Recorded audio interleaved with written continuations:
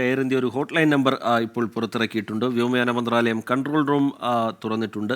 വിവരങ്ങൾക്ക് അതുമായി ബന്ധപ്പെടാവുന്നതാണ്. ഇന്ത്യയുമായി ആശയവിനിമയം നടത്തുന്നു എന്നാണ് യുകെയുടെ പ്രതികരണം. ബ്രിട്ടീഷ് പൗരന്മാർ 53 പേർ ഈ യാത്രാ വിമാനത്തിൽ ഉണ്ടായിരുന്നു.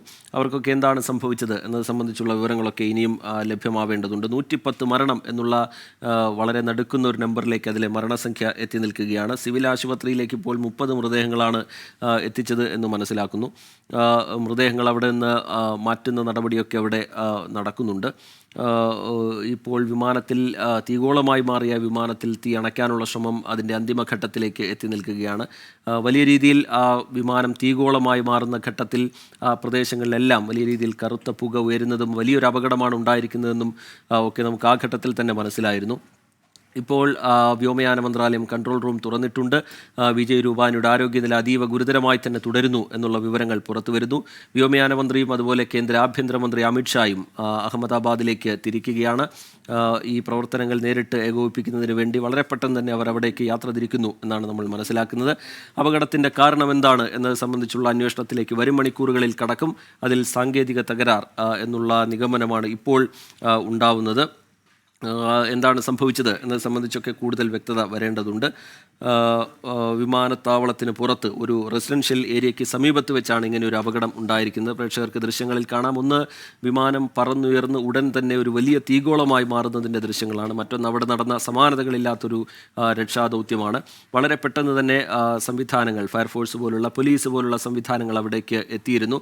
ഇതൊരു പ്രധാനപ്പെട്ട മേഖലയായതുകൊണ്ട് തന്നെ, വിമാനത്താവളത്തോട് ചേർന്നുള്ള പ്രദേശമായതുകൊണ്ട് തന്നെ അവിടേക്ക് ഈ രക്ഷാദൗത്യത്തിനായി എത്തുക എന്നുള്ളത് വളരെ പെട്ടെന്ന് തന്നെ സാധ്യമായിരുന്നു. പക്ഷേ ആ അപകടത്തിൻ്റെ വലിപ്പം, അതുണ്ടാക്കിയ ആഘാതം അത് അത്രത്തോളം വലുതാണ്. കാരണം ഒരു യാത്രാവിമാനം തീഗോളമായി മാറിയാൽ ഉണ്ടാവുന്ന സാഹചര്യം എന്താണെന്ന് നമുക്ക് ഊഹിക്കാവുന്നതേ ഉള്ളൂ. വിമാനം പൂർണ്ണമായി കത്തി അമർന്നു പോയിട്ടുണ്ട്. അവിടെ തീയണയ്ക്കാനുള്ള ശ്രമങ്ങൾ ഇപ്പോഴും നടക്കുന്നുണ്ട്.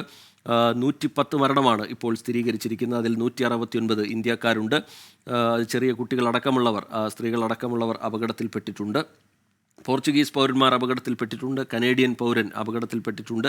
സിവിൽ ആശുപത്രിയിൽ നിന്ന് ലഭ്യമാകുന്ന വിവരങ്ങൾ പ്രകാരമാണെങ്കിൽ അവിടേക്ക് ഇപ്പോഴെത്തിച്ചിട്ടുള്ളത് 30 മൃതദേഹങ്ങളാണ്. മൃതദേഹങ്ങൾ ആശുപത്രിയിലേക്ക് മാറ്റുന്ന നടപടി ഇപ്പോഴും അവിടെ പുരോഗമിച്ചുകൊണ്ടിരിക്കുകയാണ്. ATCയിൽ ഒരു അപായ സൂചന ലഭിച്ചിരുന്നു എന്നുള്ള കാര്യം നേരത്തെ തന്നെ പുറത്തു വന്നിരുന്നു. പക്ഷേ യാതൊരു തരത്തിലുള്ള പ്രതികരണവും പിന്നീട് ഉണ്ടായില്ല. വളരെ മിനിറ്റുകൾ കൊണ്ട് ഒരു ആകാശ ദുരന്തം രൂപപ്പെടുകയായിരുന്നു. 11:38 ഈ വിമാനം പറന്നുയരുന്നത്. അത് അഹമ്മദാബാദ് സർദാർ വല്ലഭായ് പട്ടേൽ വിമാനത്താവളത്തിൽ നിന്ന് വിമാനം ലണ്ടനിലുള്ള ഗാറ്റ്വിക്കിലേക്ക് പറന്നുയരുന്നത്. പക്ഷേ കൃത്യം 1 മിനിറ്റ് കഴിയുമ്പോൾ അപായ സൂചന ലഭിക്കുകയും അവിടെ നിന്ന് 1-2 മിനിറ്റ് കഴിയുമ്പോൾ ആ വിമാനം ഒരു വലിയ തീഗോളമായി മാറുകയും ചെയ്യുകയായിരുന്നു. വ്യോമയാന മന്ത്രാലയം ഇപ്പോൾ ഒരു കൺട്രോൾ റൂം തുറന്നിരിക്കുന്നു. 200-ലധികം ഫയർ എഞ്ചിൻ അവിടേക്ക് എത്തി രക്ഷാദൗത്യത്തിൻ്റെ ഭാഗമാകുന്നു. അത് ഇപ്പോഴവിടെ നിന്ന് ആ സാധനങ്ങളൊക്കെ മാറ്റുന്ന ദൃശ്യങ്ങൾ പ്രേക്ഷകർക്ക് കാണാൻ കഴിയുന്നുണ്ട്.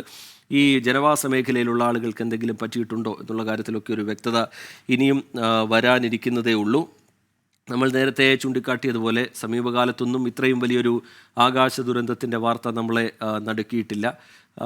രക്ഷാപ്രവർത്തനം അതിൻ്റെ അന്തിമഘട്ടത്തിലേക്ക് കടക്കുകയാണ്. 625 അടി ഉയരത്തിൽ നിന്നാണ് ഈ വിമാനം അപായ സൂചന നൽകിയത് എന്നുള്ളതാണ് പുറത്തു വന്ന വിവരം. 11 വർഷമാണ് ഈ വിമാനത്തിന് പഴക്കമായിട്ടുള്ളത്. എന്താണ് അതിന് സാങ്കേതിക തടസ്സം ഉണ്ടാകാനുള്ള കാരണം എന്താണ് എന്നത് സംബന്ധിച്ചൊക്കെ വളരെ വിശദമായ ഒരു അന്വേഷണത്തിലേക്ക് എന്തായാലും ഇനി കടക്കും എന്നുള്ള കാര്യം ഉറപ്പാണ്. പക്ഷേ ഈ ഘട്ടത്തിൽ അതല്ല പ്രധാനം. രക്ഷാപ്രവർത്തനവും ആശുപത്രിയിലുള്ളവരുടെ ആരോഗ്യനിലയും അതിലാണ് ഇപ്പോൾ എല്ലാ സംവിധാനങ്ങളും ഫോക്കസ് ചെയ്യുന്നത്.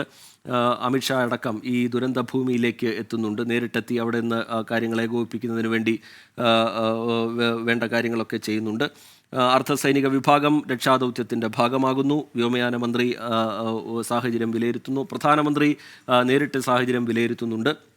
മറ്റൊന്ന്, വിജയ് രൂപാനിയുടെ ആരോഗ്യനിലയുമായി ബന്ധപ്പെട്ട് പുറത്തു വന്ന വിവരങ്ങളാണ്. അദ്ദേഹം ഈ യാത്രക്കാരുടെ പട്ടികയിൽ അദ്ദേഹത്തിൻ്റെ പേരും ഉണ്ടായിരുന്നു. പിന്നീട് അവിടെയുള്ള പ്രാദേശിക മാധ്യമങ്ങളൊക്കെ അദ്ദേഹവും അപകടത്തിൽപ്പെട്ടു എന്ന തരത്തിലുള്ള വിവരങ്ങൾ നൽകിയതിന് പിന്നാലെ അദ്ദേഹത്തെ സംബന്ധിച്ചുള്ള കൂടുതൽ വിവരങ്ങൾ വളരെ പെട്ടെന്ന് തന്നെ പുറത്തു വന്നു. അദ്ദേഹം അതിൽ യാത്രക്കാരനായി ഉണ്ടായിരുന്നു.